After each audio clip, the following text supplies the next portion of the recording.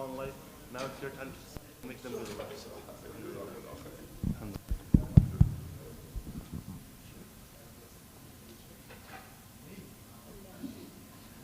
Ameen.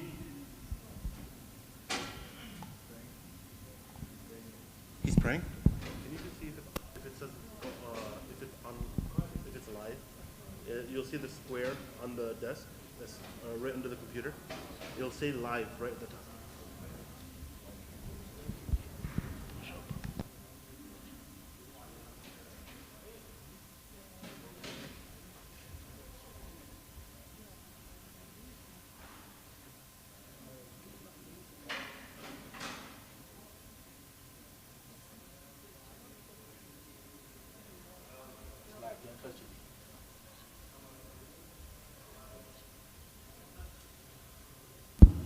بسم الله الرحمن الرحيم الحمد لله رب العالمين والصلاة والسلام على رسوله الكريم وعلى آله وصحبه وسلم تسليما كثيرا.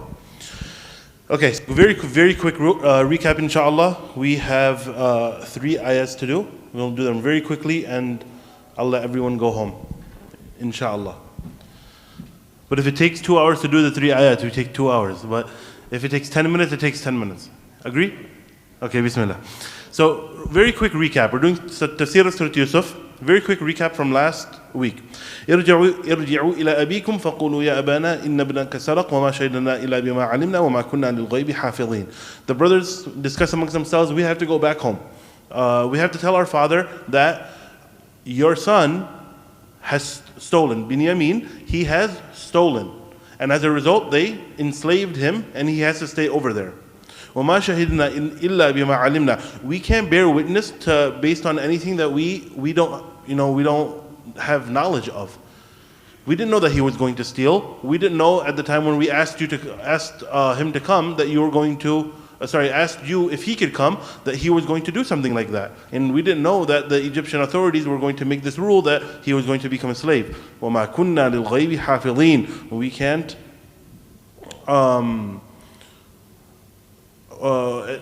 same concept. وَمَا كُنَّا لِلْغَيْبِ حَافِظِينَ. This is about the ghaib. This is about the things that we don't know. So how are we supposed to do anything? وَاسْأَلِ الْقَرْيَةِ الَّتِي كُنَّا فِيهَا وَالْعِيرَ الَّتِي أَقْبَلْنَا فِيهَا. Go and ask the town, go ask the caravan, go ask all of these people. There are so many people from the caravans that came to us. Someone is going to tell you a different story if that's what happened. So go ask them, go ask the people of the town in Egypt, go ahead. You're not going to find any difference in our story. وَإِنَّا لَصَادِقُونَ. Indeed, we are being truthful. We are truthful. لَصَادِقُونَ. Very stark difference we talked about last week from what they said last time.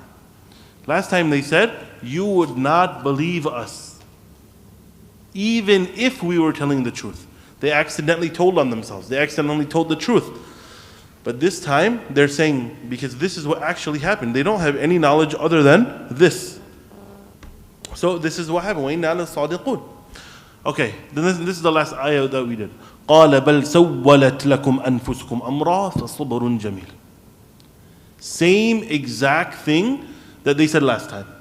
That Yaqub alayhi salam said to his sons last time. Exact same sentence from the beginning of the surah. قَالَ بَلْ سَوَّلَتْ لَكُمْ أَنفُسُكُمْ أَمْرًا. No, rather it was your souls, it was yourselves, it was your ego, it was something inside of you that tempted you to do this. فَصَبْرٌ جَمِيلٌ. I can only have beautiful patience. I can only have graceful patience. عَسَى اللَّهُ أَن يَأْتِيَنِي بِهِمْ جَمِيعًا. Maybe Allah will bring everyone back to me. Bring us back together. إِنَّهُ هُوَ الْعَلِيمُ الْحَكِيمُ. Indeed, Allah is these two things. Al-Alim, the most knowledgeable, the one who knows everything. And Hakim, the one who is the most wise. Okay, so before we go on, this was the last ayah. But I'm going to talk about this ayah just a little bit more today before we go on, to make it an easier transition. بَلْ سَوَّلَتْ لَكُمْ أَنفُسُكُمْ أَمْرًا. So some of the scholars, they said about this that Yaqub alayhi salam was accusing them. You wanted to get rid of Binyamin. You wanted to get rid of him. So your souls tempted you to get rid of him. That's one opinion. The other opinion is, so based on that opinion, the brothers, they didn't change. They were bad. From the time they got rid of Yusuf until now they were bad. The second opinion is, no, you didn't want to get rid of Binyamin. So what could it mean, بَلْ سَوَّلَتْ لَكُمْ أَنفُسُكُمْ أَمْرًا? What could it mean, your souls tempted you to this? Greed. It was greed, remember? I think we did actually talk about this last week. This is not new. We did talk about this, yeah? Greed. Because you wanted that extra money. The extra food. Because in the middle of the story, the brothers go to Egypt, say, we come from this poor village, we want some food. Okay, Yusuf alayhi salam gives them all of the food for worth of 10 people. Then they have the discussion, we have a brother and we have a father at home, can we get some for him too? He says, no, bring them, I want to see him, and then I'll give you his share as well. So that greed is what ended up getting you, what tempted you, and as a result, this is what happened. فَصَبْرٌ جَمِيلٌ. Today we'll talk a little bit more about فَصَبْرٌ جَمِيلٌ. We talked about it before, we'll talk about it again. عَسَى اللَّهُ أَن يَأْتِيَنِي بِهِمْ جَمِيعًا. And we talked about بِهِمْ جَمِيعًا. Bihim is plural. Plural. Maybe I hope that Allah will bring all of them back. Let's say it counts for 3, because the minimum of plural is 3. Who could the 3 be talking about?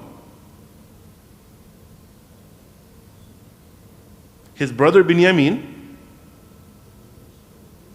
and the oldest brother. Why the oldest brother? Good, because in the previous ayah he said, I'm not going to leave this land until my father allows me or Allah makes a way out for me. And the third one? Yusuf. But that adds a very interesting question. Did he know that Yusuf alayhi salam was alive the whole time?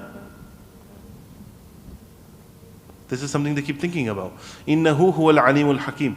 Let's say that Yaqub did know. Okay, because we're going to base it on the fact that he did know Yusuf alayhi salam was still alive. Okay. إِنَّهُ هُوَ الْعَلِيمُ الْحَكِيمُ.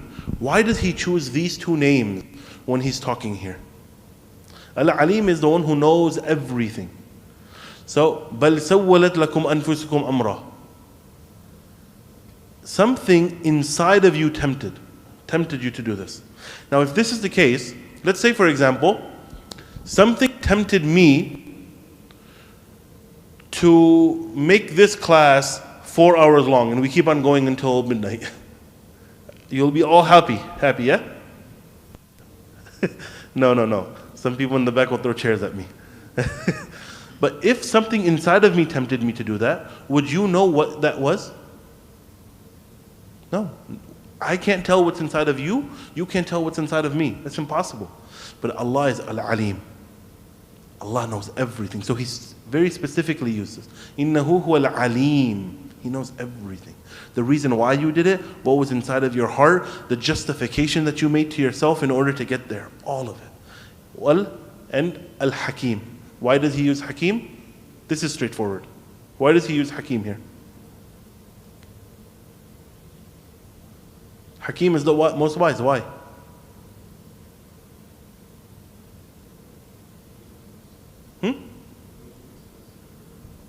He knows what's best for all of them. Yes. So to a degree, that's the answer. He knows what's best for everyone. But at this point right now, what happens? He just lost his other son. Patience is a part of it, but he uses the word Hakim specifically, talking about Allah. He could use all 99 names, any of the other names, but he chooses Al-Hakim. This is it. He knows that there's a wisdom behind it. He knows that there's a wisdom behind this. I lost Yusuf first. Then after that, I lost 2 sons in this one trip. Allah is the most wise. He knows what is happening. So now we'll start off with this ayah.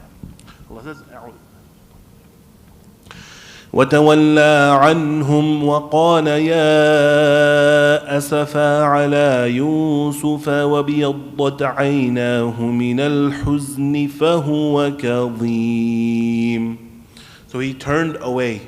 Yaqub alayhi salam, he turned away from the brothers. They came and they said, Binyamin is gone. He was taken enslaved. He was enslaved because he stole something. So وَتَوَلَّى عَنْهُمْ. He turned away from them. وَقَالَ يَا أَسَفَا عَلَى يُوسُف.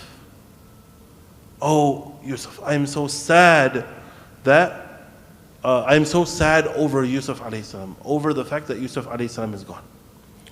وَبِيَضَّتْ عَيْنَاهُ, and his eyes turned white. Sorry, I mixed the word white and grief. And his eyes turned white, min al-huzn, from grief. فَهُوَ كَظِيمٌ, since he remained bottled up. Okay, we're going to talk about this ayah. We're going to go a little bit in depth because this is a very, very powerful ayah. Okay, first things first, understand the situation. The brothers come to the father after the long travel all the way from Egypt back to Palestine. They're here, they talk to the father. Oh father, your son stole and he was enslaved in Egypt. And we're telling you the truth, this has really happened.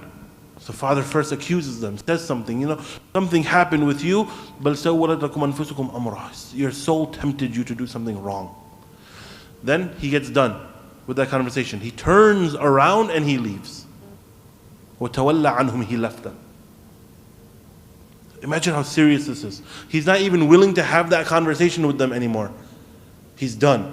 He turns around and he leaves. And the first thing that he says, وَقَالَ يَا أَسَفَا عَلَى يُوسُف, I'm so sad over what happened to Yusuf. Think for 1 second. Who did he just lose? Binyamin. Why does he say Yusuf's name?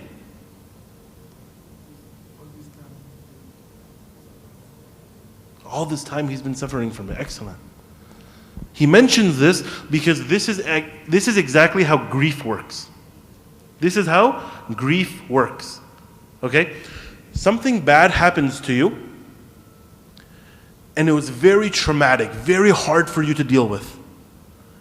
And even if a long time goes by, it can be a trigger. It's called a trigger that can bring all of those memories back. So for example, let's talk about the masjid for 1 second. In Ramadan, we know everyone, the kids are very loud. Sometimes the kids they get yelled at by one of the uncles in the masjid. He takes the microphone, he yells at them, you are the worst thing that was ever created. I'm going to throw you out of the masjid, down the stairs and break all, something like that. It gets bad in some masjids. And the kid is humiliated in front of everyone. That can be a traumatic event. What happens after that?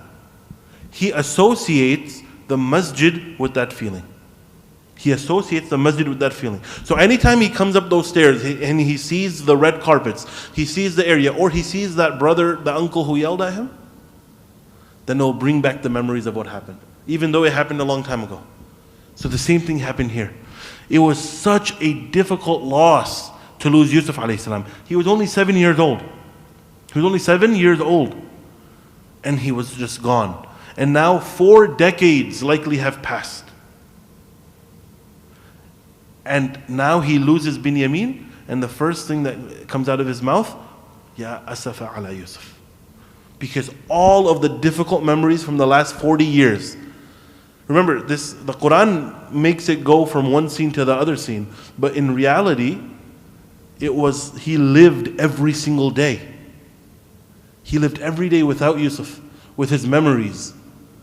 Imagine if you have a child or if you have a sibling yourself, you can remember so many memories. Every time they laugh as a kid in the different ages, when they start to walk, when they start to crawl, when they say something for the first time.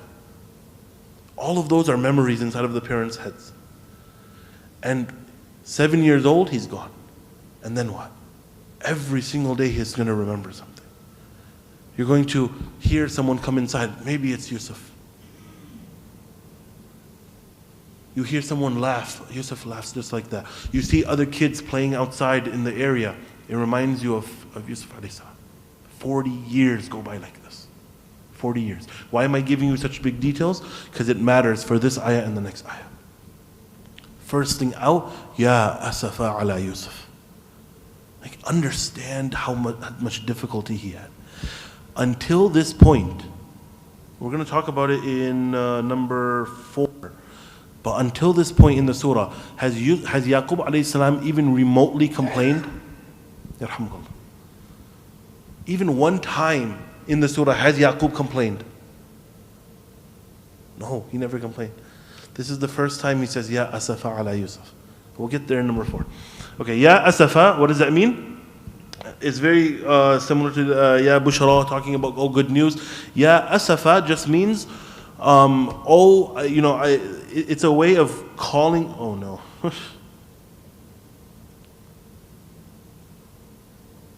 All right, where are we? It's a way of calling on, yes, it's a way of calling on sadness, to talk about how sad you actually are. So if you're calling upon something, then you're personifying it. And when you personify it, like for example, you see a person there and you say, hey, Muhammad. That's the actual person that you're calling on. But when you take an emotion and you turn it into this, then you're personifying it and you're bringing the emotion to life. You're bringing that emotion to life. So it shows you how much sorrow Yaqub alayhi salam actually felt. And asaf, very strategically, is sadness over something that has been missed. Something that has been missed. Maybe you knew about it, or you had it around you, and then it was gone. That's when the word asaf is used. Use ala Yusuf. وَبِيَضَّتْ عَيْنَاهُ. And his eyes turned white. So, what is commonly understood amongst people, if you already know what the story brings, وَبِيَضَّتْ عَيْنَاهُ, what does it mean?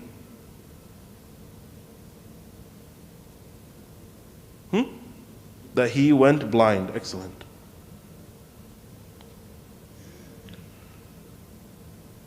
Where is Yaddat? Okay. Give me a second while I'll find it in my notes. This was prepared last week. وَبِيَضَّتْ عَيْنَاهُ. So there's 2 opinions Imam Razi brings for Biyaddat. And he actually prefers the first opinion over the second, which is not that he went blind. But then it's interesting how to reconcile that with the rest of the surah. About if you know the story, the shirt goes over his eyes and his eyesight comes back. So he says there's 2 opinions. وَبِيَضَّتْ عَيْنَاهُ. What does it mean? The first he says is that ibiyaddat, it means for something to turn white. And in the Arabic language, turning white can mean one of 2 things. It can mean the actual color white, like you see on the pillars, this white, or it could mean something to turn clear. So this is clear, you can see through it. So this is another way of saying that it is white. So the first opinion is that he cried so much, he had so many tears, and tears are water, tears are clear. This is the reference, وَبِيَضَّتْ عَيْنَاهُ. He cried so much that his eyes became all clear, or because they were surrounded by water all the time. That's the first opinion. The second opinion is what we well know. If you have studied the surah before, if it's come across, then it is that he went blind. But even in that, there's 2 opinions. One is that he went completely blind, that he couldn't see anymore. But the more possible opinion is that his eyesight was significantly weakened. He could see, but it was blurry, or if it was fuzzy. He couldn't see with clarity anymore. And also understand that he has reached a very old age now, right? He's reached a very old age as well. So these things compound. But it tells you how much sadness he had. How much sadness he had. وَبِيَضَّتْ عَيْنَاهُ مِنَ الْحُزْنِ. Why did he do it? مِنَ الْحُزْنِ. From sadness. Now the word huzn itself actually has a difference of opinion on what it means. And this is pretty interesting. So the majority say that huzn and hazan, they both mean the same thing. The majority of the nahween, they say that huzn and hazan, they both mean the same thing. So if they come in the Quran, but some said that huzn means buka, something that makes you want to cry, something that makes you want to tear up. It hurts you so much. Whereas hazan is the opposite of farah, of happiness. So it means literally sadness. So here, when he is crying so much that he either goes blind or that his eyesight becomes so weak, then it's as a result of missing Yusuf alayhi salam so much. He knew something that he had, and that feeling that he had, the good relationship he had, all of that was gone. So as a result, he cried for all of those decades because of Yusuf alayhi salam.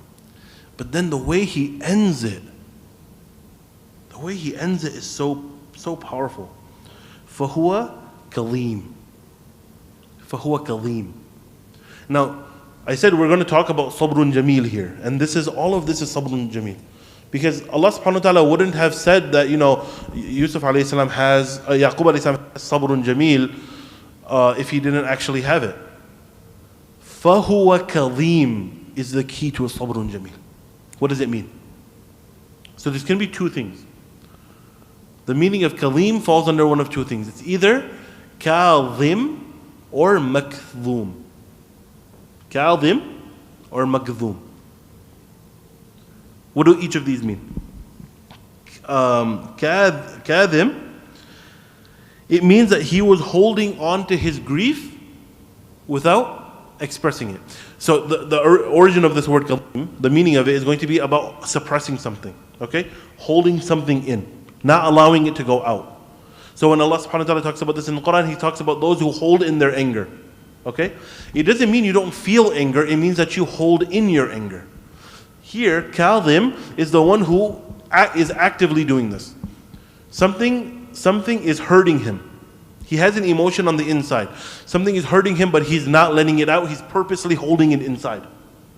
That is kadhim. The other is makdhum.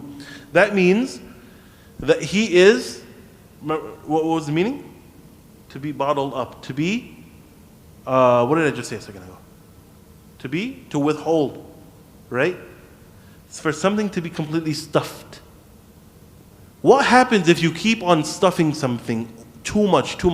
Like if this water bottle, if I had another water bottle and I kept on pouring, okay? This one has half. If I took a full water bottle and kept pouring it inside, what would happen? It would overflow. So makdhum is the one who is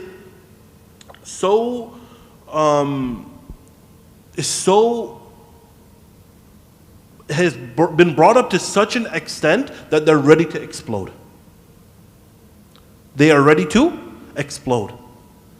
So they're holding everything inside and they're getting too full of the emotions. But they're at that point where anything could trigger them and they could just explode. These are the two meanings that kalim holds in it.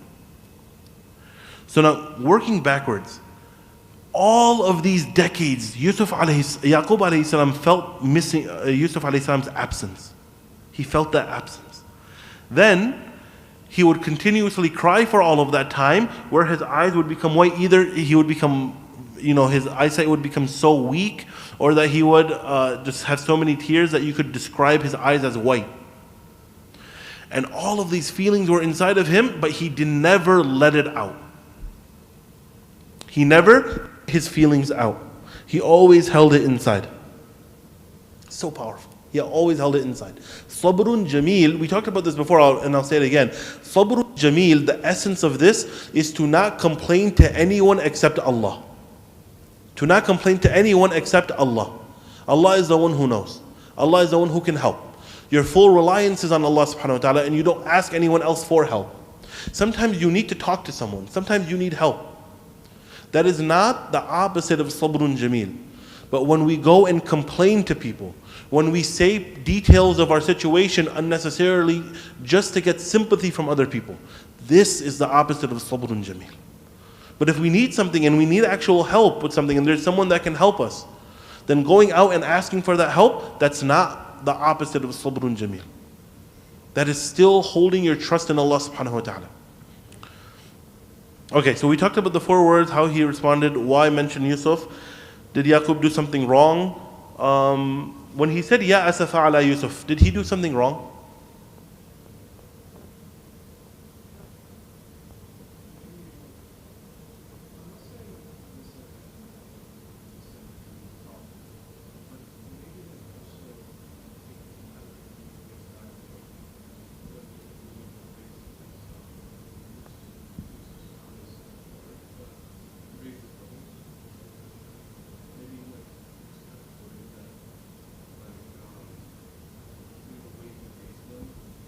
Just this part, Ya asafa ala Yusuf.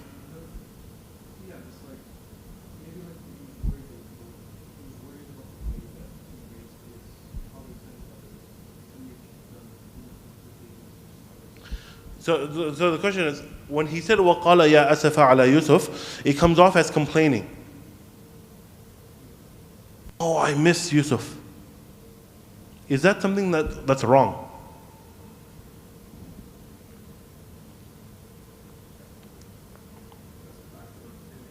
It's a natural feeling.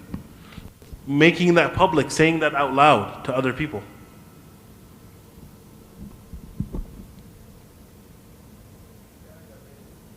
Louder? He turned away from them, but he still said it.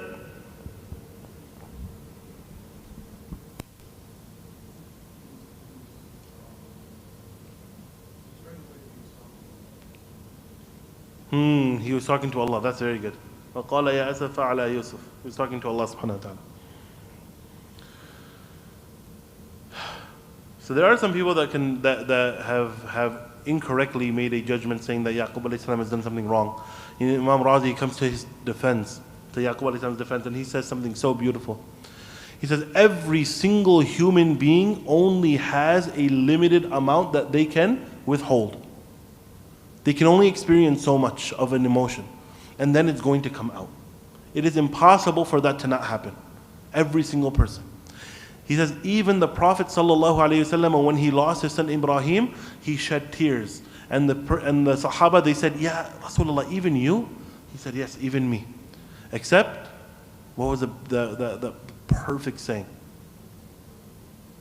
He said, we don't say anything. He said, yes, the heart grieves. إِنُّ قَلْبَ لَيَحْزُنُ. And the eyes, they tear up. But we don't say anything except ma radiyallahu. Except anything that pleases Allah. He says this is the essence of sabr. Tie it back to Allah. Don't complain about it to people just to gain their sympathy. And put your reliance on Allah subhanahu wa ta'ala. Last thing about this ayah. And the others are not as long, don't worry. 3 human faculties. Our entire existence, our relationship with Allah, our relationship with other people, these are all of this relies on 3 main capabilities or 3 things that human beings have. I'll give you one. The heart. Give me the other 2. The tongue. And the last one? The brain? No. The brain and the heart are synonymous. The eyes. Who said the eyes? MashaAllah. Yes, the eyes. These 3 things. We look at people, talk to people, and our hearts, they either incline towards people or they go away from people. All 3 of these so important human faculties are mentioned in this one ayah. What are they? Where?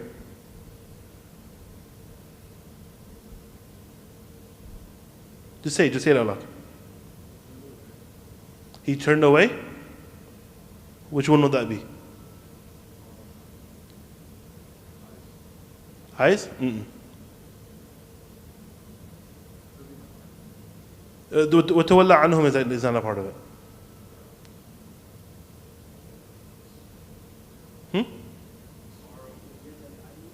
وَبْيَضَّتْ عَيْنَاهُ. Yeah, so that was an easy one. You can't give ayn to another one when the word ayn is actually in the ayah. وَبْيَضَّتْ عَيْنَاهُ is for eyes. His eyes turn white. Okay? فَهُوَ كَظِيمٌ is for which one? For the heart. For the heart. Okay? وَقَالَ, he said it with his tongue. وَقَالَ, this is it. This is how human beings experience things. وَقَالَ يَا أَسَفَ عَلَى يُوسُف. He was using his tongue for that. وَبِيَضَّتْ عَيْنَاهُ, he was using his eyes to cry. And this entire time, فَهُوَ كَظِيمٌ, he was full of anxiety and sadness and missing Yusuf alayhi salam, that his heart was about to explode. All of this is just in this one ayah. Then, قالوا تالله تفتأ تذكر يوسف حتى تكون حرضا أو تكون من الهالكين قال إنما أشكو بثي وحزني إلى الله وأعلم من الله ما لا تعلمون. They cried, by Allah, you're really going to keep on about Yusuf until you're wasting away, or even to the point of death. He said, all I'm doing is turning to Allah about my expressions and feelings of sadness. But there are things I know from Allah that you don't know. Subhanallah. Okay. قالوا تالله تفتأ. This is very interesting usage of this word, tafta'u. Okay? And this is a translation that's very unique in that it tells you how the Arabic of it is being framed. You're really going to keep on talking about Yusuf or going on about Yusuf. But in Arabic, the word tafta'u is actually usually followed by a negative participle. So there are some words in Arabic where the normal usage is to talk about its opposite. So, for example, are you not going to stop talking? Okay? You're not going to stop talking, for example. You're not going to use the word stop talking. It's that, are you not going to continue? No, I said it backwards. He continued to speak. When you want to think about, he did not stop. So, for example, in Arabic you say ma zala. Ma zala. What does that mean? Ma zala. He continued, or he keeps going on. But the actual meaning of ma zala is he did not stop. Ma is to negate. No, he didn't. Zala is to continue. So just like that, the word tafta'u is used as well. Tafta'u means for you to, very similar, that you can just keep on going. Okay? But usually you would use it with ma tafta'u or la tafta'u. Ma tafta'u or la tafta'u. You are not going to stop talking about Yusuf. You're not going to stop. But because it's so clear what the meaning of it here is, you can drop the ma or the la.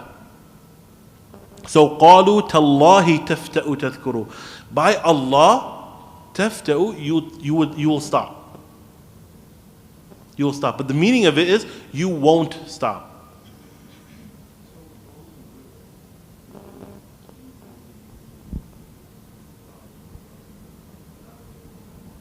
Yeah, in the past tense you would say ما فتئت or لا أفتأ, لا تفتأ.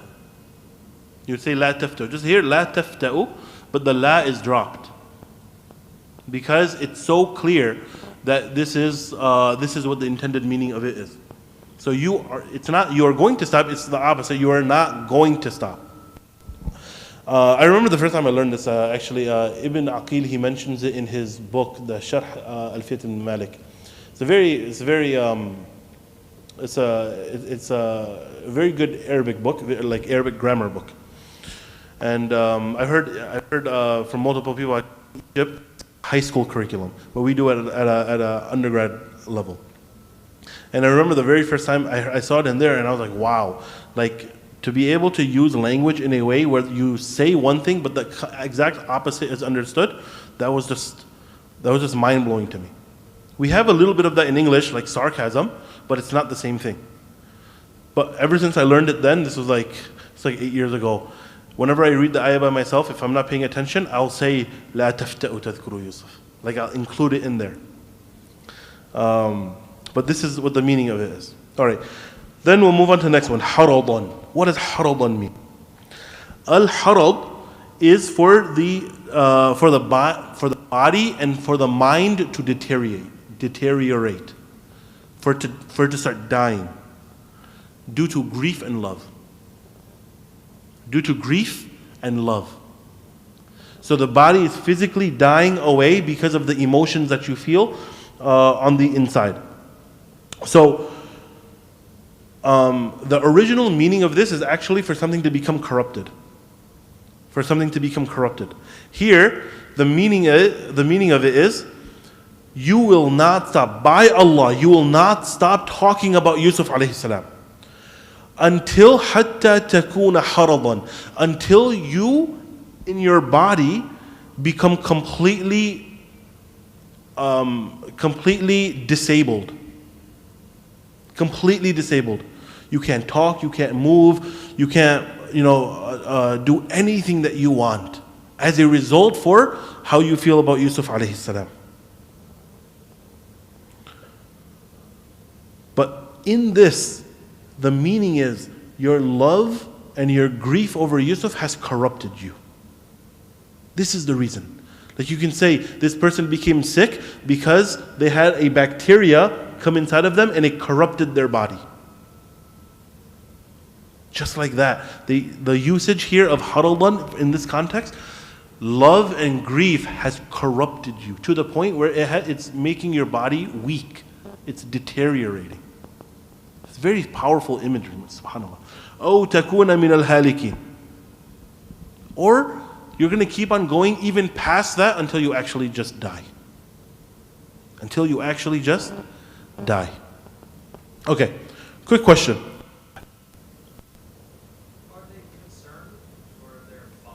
Oh, good question. Hold on 1 second. Hold on 1 second. I'm going to, I'll answer your question after. First, what happens at the beginning of the ayah? He left them. قَالُوا تَاللَّهِ تَفْتَأُ تَذْكُرُ. Who is speaking?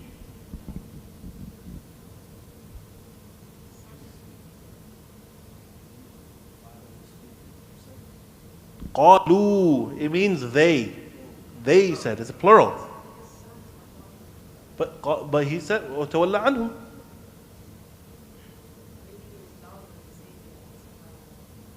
Maybe he was loud. Okay.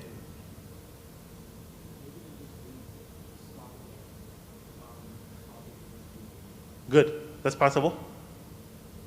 He walks away from them and he just keeps following after.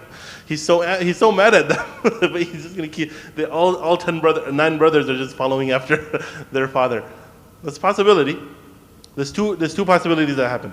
The first is وَتَوَلَّ عَنْهُمْ. He turned away from them and left. Went to a different room, went somewhere else, and the brothers are just over there in the room. But in that situation, who's speaking? They're not alone.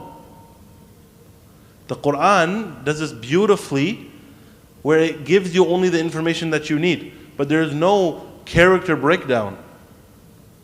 There's no character breakdown. This is the age of the person, this is their ethnicity, this is how long they live, this is where they live, this is their address, none of that. It gives you a quick piece of information really quick and it moves on. So there's 2 things that it could be. One is, yes, the brothers followed him into the next room and it's the brothers that are talking. Or the second one, as we'll see this next week. No, we're here. Where are we? We're on the bottom of this page, and it's all the way at the bottom. So we'll probably see it in 2 weeks from now.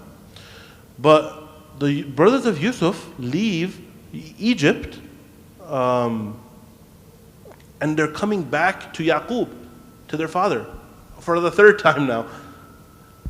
And somewhere it says, the people they have a conversation with Yaqub alayhi salam, but the brothers are not back yet. So it teaches us something. Okay, this is for 2 weeks from now. I'll mention it again then, but it teaches us something very powerful. The Quran is giving us some information. It's not that important for us to ponder on or to think about and need all of the details, but it's just enough for us for it to create the setting for us in our head.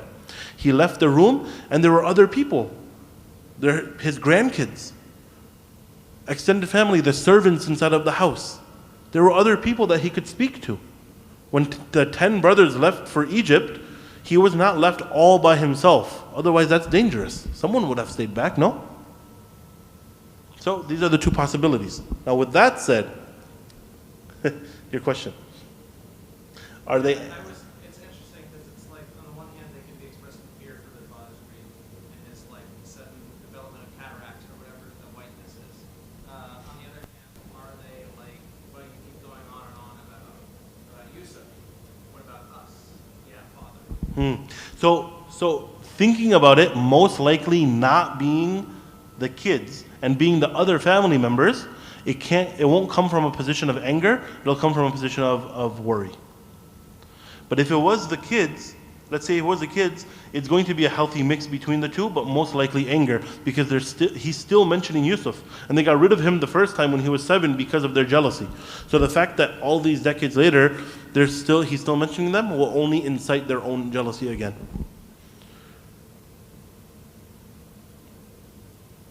Okay, it went away. All right, very quickly.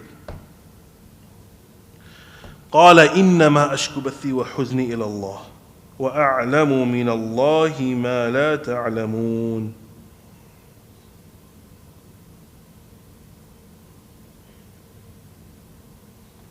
It's a very, very powerful ayah. This is my favorite ayah in the Quran.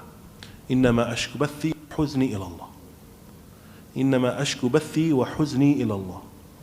Indeed, innama, the meaning of innama is whatever comes after, this is the only thing I do. There's nothing that escapes this sentence. I complain of my beth and my huzn to Allah. Innama here means I don't do this to anyone else. I don't complain to anyone else. Okay, so what happens here? The first thing is, when he says innama in this ayah, he's still saying this out loud. He's saying it to those people who are in the corridor, in the other room, or the brothers, whoever it is, it doesn't matter. But they're saying, you're going to destroy yourself worrying about Yusuf. He says, I'm not complaining to you. I am not complaining to you. I am complaining to Allah. I am complaining to Allah. Just from innama, this is what we get. So, the word beth, very interesting. The word beth is used nowadays for what, in what context, if you know? Broadcasting. Broadcasting, right? Al-bath al-mubashir. Broadcasting. What does broadcasting mean?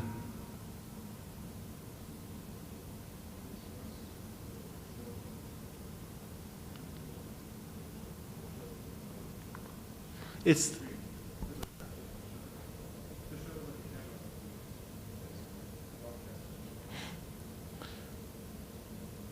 I forgot what the origin of the word broadcasting is, but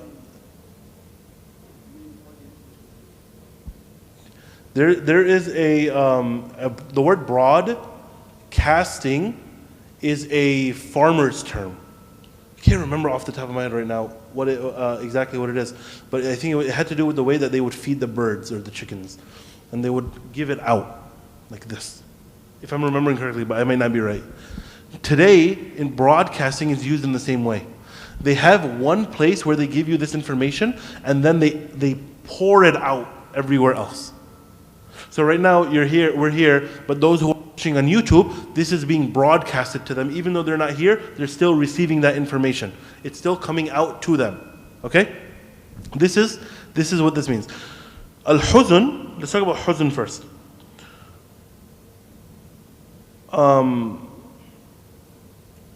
Huzn is sadness or grief that is concealed. That's concealed. Okay? This is the basic understanding of it. That it is huzn is grief or worry that is withheld and concealed. And bath is the severest form of grief. It is the severest form of grief. Now, he mentions this is because when one is capable of controlling his tongue from speaking, meaning of any bad thing that has happened, that grief is not overwhelming him. The grief is not overwhelming him. So if, let's say for example, I say something mean to you, I say something bad to you, but you don't really care too much. That could be this huzn. It worries me. But it's not so much that it comes out. Bath is so much that it comes out. And that's what that broadcasting comes to. So think about it. I say something mean to you. Your feet smell. Maybe you get a little self-conscious, right? I don't want my feet to smell. But you think about it, it doesn't really bother you that much. But the more that you, it doesn't bother you that much. But then something else happens. Let's say a parent is sick, very sick. And you're in the hospital. They've been in the hospital for 2 or 3 days now. And then you hear that beep sound on the machine comes and they flatline.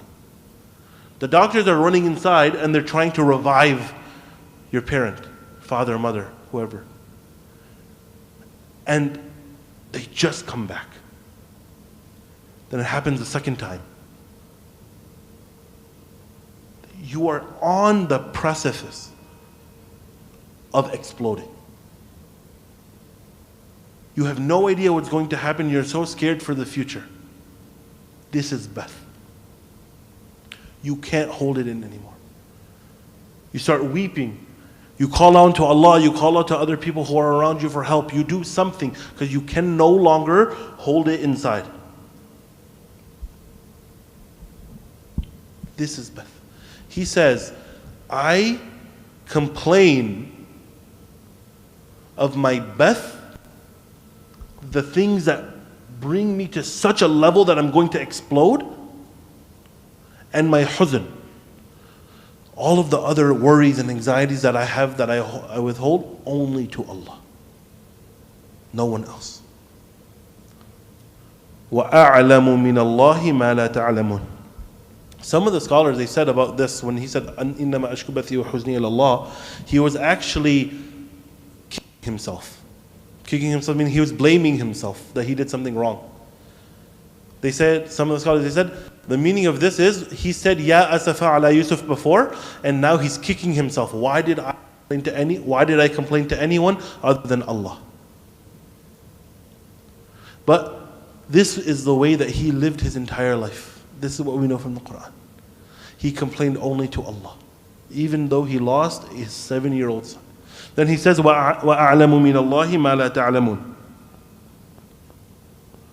This is where we come back to that meaning, to the meaning of that. And I know from Allah that which you don't know. What is he talking about?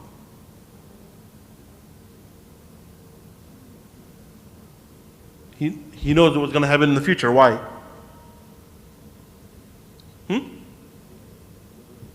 Because of the dream that he saw at the beginning. Excellent. Excellent. He knows what's going to happen. So then the question is, why is he crying so much that he's going blind?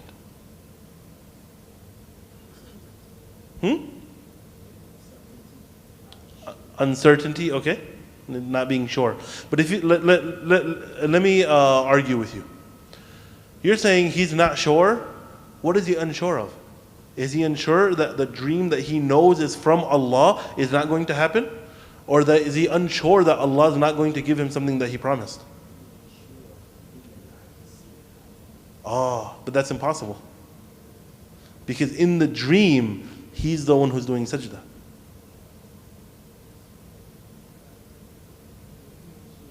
Hold on, he's saying something.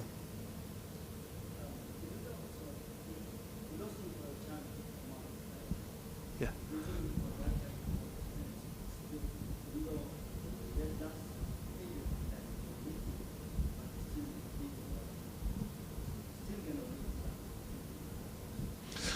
Okay, so you were right in the right direction at the beginning. But towards the end, it went in the wrong direction. In the end, I'll tell you why it went in the wrong direction. To make a claim that the Prophet of Allah is so bad that he has missed time with his son because he's old and he's going to die, is to say, well, don't you know that you're a prophet, he's a prophet, you're both going to be in Jannah forever? So why are you worried about something like this? That's the answer. That's why I said at the beginning you were right. That's such a simple answer. The feeling is still there. He knows, yes, he knows from Allah that he's going to see him again. It's a fact. He saw himself doing sajda. He knows because Yusuf saw him doing sajda to him. He has to be there. There's no other possibility. He knows that he's going to be there. But as a result, does that mean that there are no more worries for the rest of his life?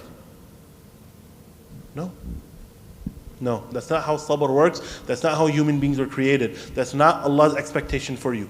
If you remember in your head, I am going to Jannah, it doesn't mean that all of your worries will go away. If you remember, I'm going to be with my dad, my mom, my brothers, my sisters, my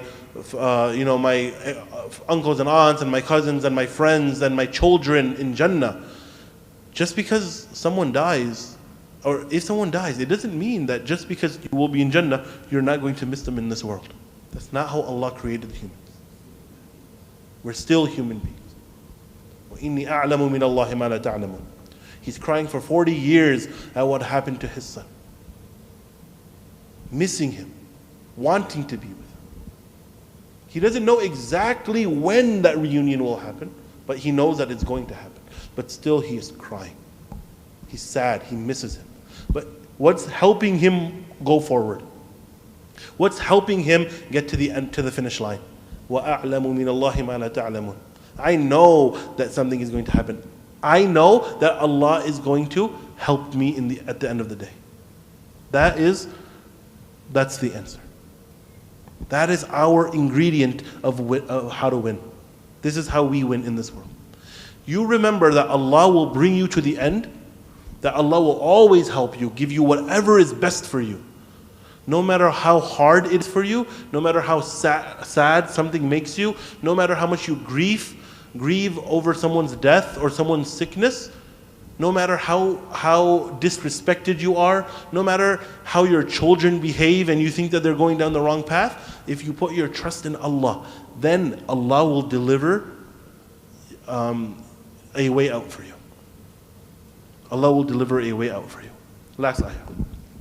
يا بني يذهبوا فتحسسوا من يوسف وأخيه ولا تيأسوا من روح الله إنه لا ييأس من روح الله إلا القوم الكافرون. Okay. Oh, my sons, now he comes back. Okay, you see that it says the second stage at the top? The title here is the second stage. Why is it the second stage? Because what was the first stage? The first stage was قَالَ بَلْ سَوَّلَتْ لَكُمْ أَنفُسُكُمْ أَمْرًا. So he gives them this response. This is the first stage. And then that conversation happens, he leaves, and then some other time later he comes back. He says, okay, now I'll talk to you, my sons. يَا بُنَيَّ, oh my beloved sons. اذهبوا فتحسسوا من يوسف وأخي. So interesting. First thing, فتحسسوا, what does it mean? فتحسسوا, it means to go and look for something, to search. But you are using your senses. Excellent. What's the word for senses in Arabic? Yes. فتحسسوا. It's from the same word. Go and search for something. All of you go and search for something. Quick tangent before going on. What's the other word that sounds just like this, but there's one dot that makes a whole difference?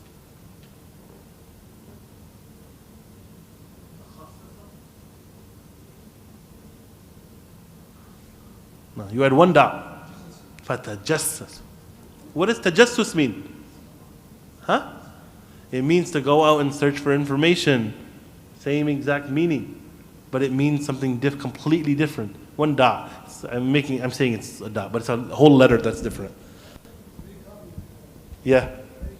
فَتَجَسَّسُوا is to go out and look for information, hurt someone else, to spy, to go into other people's affairs and find something for a negative purpose. It has a negative connotation to it. فَتَحَسَّسُوا has a positive connotation to it.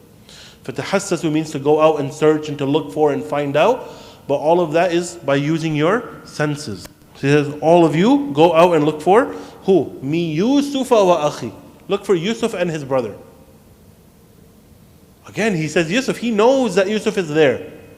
And he's saying, now he's realizing, this is where the dream is going to be actualized. So go look for Yusuf and look for his brother. وَلَا تَيْأَسُوا مِنْ رَوْحِ اللَّهِ. So what's happening? Very quickly, I'm going to end here in the next few minutes. What is happening? They just returned back to their father after Binyamin was taken as a slave. As a slave. Because he stole something. Right? Quote unquote, he stole something. Now they're thinking, what is going to happen to us? What's going to happen to him? He's going to be a slave for the rest of his life. And the other brother, he's never going to leave that land. What's going to happen to our family? He says, go out and look for Yusuf and his brother and don't despair in anything. Don't give up hope. وَلَا تَيْأَسُوا مِنْ رَوْحِ اللَّهِ. Ruh Allah means the mercy of Allah subhanahu wa ta'ala. But the mercy that's talked about here is very, very specific. Ruh is just like, what other word? Ruh. Ruh. What is the ruh? Soul. The soul, or it can also be from? From riyah. Wind, air, wind. Min ruhillah in this sense, and what does the wind do when it comes to you? It's a very hot day and the wind comes and hits you. What happens? It cools you down. It brings you, good, excellent. It brings you ease. It cools you down. It gives you comfort.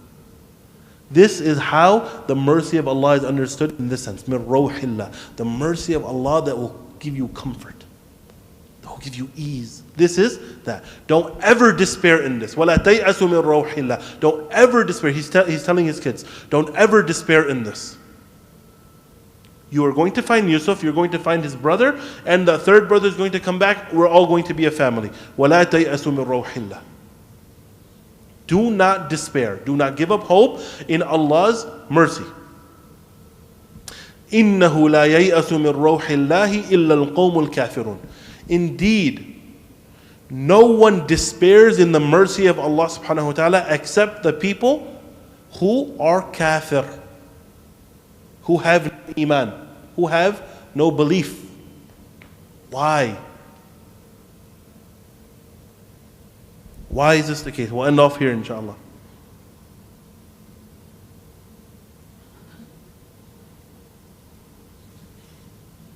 The one who despairs in the mercy of Allah, why is this person considered a kafir?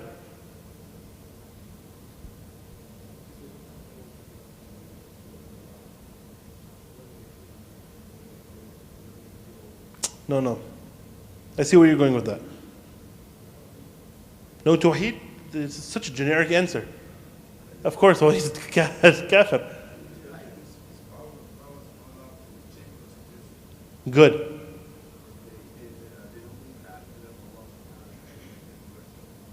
They don't believe in the attribute of Allah. It's a little too specific. To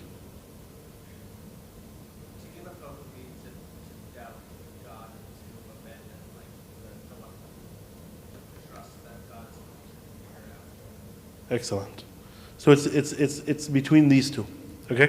And it has an element of what you said, but you was too specific with the word ruh.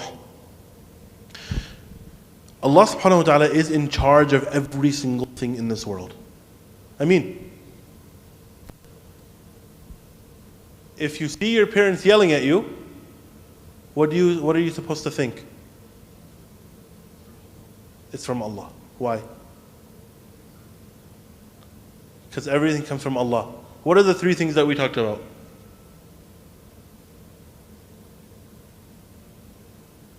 Here, essence of Tawheed, what it actually means, and what you are required. If you want Allah in your heart, these are the three things that you need to actualize in your heart. You have to really believe it. What are the three things? The first one, wahdaniyah. Allah is one. There's no more than one Allah. There's only Allah. What are the other? What's the second?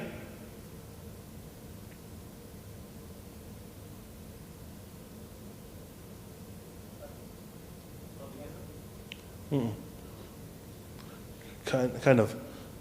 Qadr? Go. He knows because this is a separate class. This is a different class where I covered it with him. That's why he knows. If you don't do it, this is his phone. So this is for sale. Hold on. What's the second one? You guys will give me a lot of answers, but there's a very specific answer, and I want to finish before 9 and let everyone go home. Huh? No? Okay. So this is up for sale. Anyone that wants it, bismillah. The second one is that you have to know that that all actions go back to Allah subhanahu wa ta'ala. All actions go back to Allah subhanahu wa ta'ala. What does that mean? That means that if I'm going to say it first and then do it, inshallah. I'm going to pick up that water bottle and I'm going to put it on this side of the laptop. In order for me to do this, Allah subhanahu wa ta'ala had to approve for this to happen. All actions go back to Allah. So what is it? Number one is, Allah is one. Number two, all actions go back to Allah, meaning Allah has to approve. Number three, everything in creation goes back to Allah subhanahu wa ta'ala. That's number three. Meaning, you want to talk about where did this, not this one, but let's talk about those wooden tables. It's easier. Those wooden tables, where did they come from? You're going to say, someone made it. Okay, what did they make it from? You're going to say they made it from wood. Okay, where did the wood come from? A tree. Where did the tree come from? Some forest. Okay, how does a tree there? From a seed. Then, okay, where did the seed come from? From a different tree. That other tree came from a seed, which came from a tree, which came from a seed, which came from a seed, which came from a tree. And it's impossible to keep on going there until you go back to a place that was created from nothing else. That is Allah. So everything goes back to Allah. These are the three things. Oneness of Allah. Allah is one. Number two, all actions go back to Allah. Number three, all things go back to Allah. Anyone who despairs, does iyas, does tayasu, they are not doing number two. All actions go back to Allah subhanahu wa ta'ala. They are not doing number two. Meaning, let's say, right now, I lose my car keys. Okay? Let's say I lose my car keys. These are not my car keys. First thing that came out. Let's say I lose my car keys. If I despair and think I'm never going to find these ever again, that means that I don't believe that Allah has the power to give this back to me. It means I doubt that Allah subhanahu wa ta'ala can do something where these come back to me. This is the meaning. So anyone that despairs for any reason, you could despair in in not getting into the school that you want. You could despair in not getting the grade that you want, or not getting the job that you want, or not getting married to the person that you want, or your children not being on Siratul Mustaqim, or and you keep on going on and on and on forever.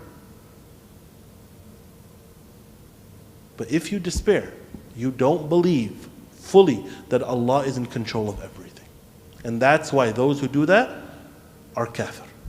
وَلَا تَيْأَسُ مِنْ رُوحِ اللَّهِ إِلَّا الْقَوْمُ الْكَافِرُونَ. So we'll end off there. Alhamdulillah. Perfect timing. It's 9 o'clock. هذا وصلى الله على نبينا محمد وعلى آله وصحبه وسلم تسليما كثيرا. Yes, go ahead. Yeah.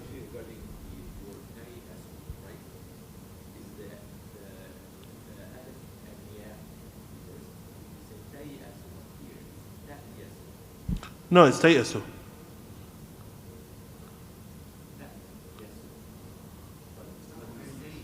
No, this is not Hamza. The Hamza is here. Tayasu. This is the It's not the sukoon, but it's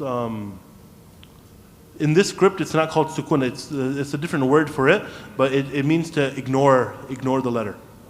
To ignore the letter, yeah. So like here, you ignore this letter. Yeah. Yeah, it has the same symbol for the word ana, anywhere that you look. Yeah. Yes. Okay. Inshallah. I mean, can you turn off the live stream, please?